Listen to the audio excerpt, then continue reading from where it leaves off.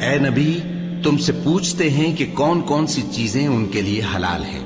ان سے کہہ دو کہ سب پاکیزہ چیزیں تم کو حلال ہیں، اور وہ شکار بھی حلال ہے جو تمہارے لیے ان شکاری جانوروں نے پکڑا ہو جن کو تم نے سدھا رکھا ہو، اور جس طریق سے اللہ نے تمہیں شکار کرنا سکھایا ہے اس طریق سے تم نے ان کو سکھایا ہو۔ تو جو شکار وہ تمہارے لیے پکڑ رکھیں اس کو کھا لیا کرو، اور شکاری جانوروں کے چھوڑتے وقت اللہ کا نام لے لیا کرو،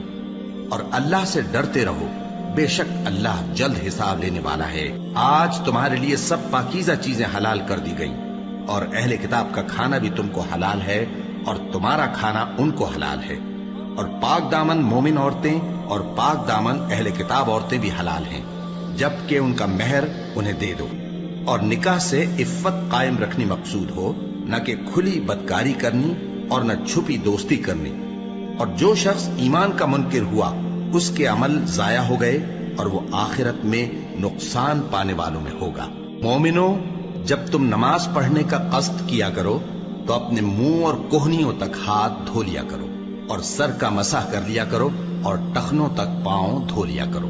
اور اگر جنابت کی حالت میں ہو تو نہا کر پاک ہو جایا کرو،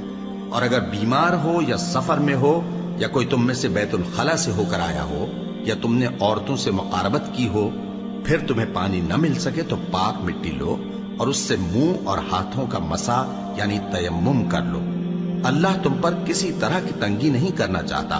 بلکہ یہ چاہتا ہے کہ تمہیں پاک کرے اور اپنی نعمتیں تم پر پوری کرے تاکہ تم شکر کرو۔ اور اللہ نے جو تم پر احسان کیے ہیں ان کو یاد رکھو، اور اس کے عہد کو بھی جس کا تم سے قول لیا تھا، یعنی جب تم نے کہا تھا کہ ہم نے اللہ کا حکم سن لیا اور قبول کیا۔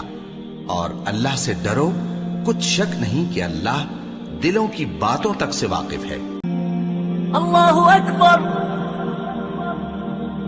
اللہ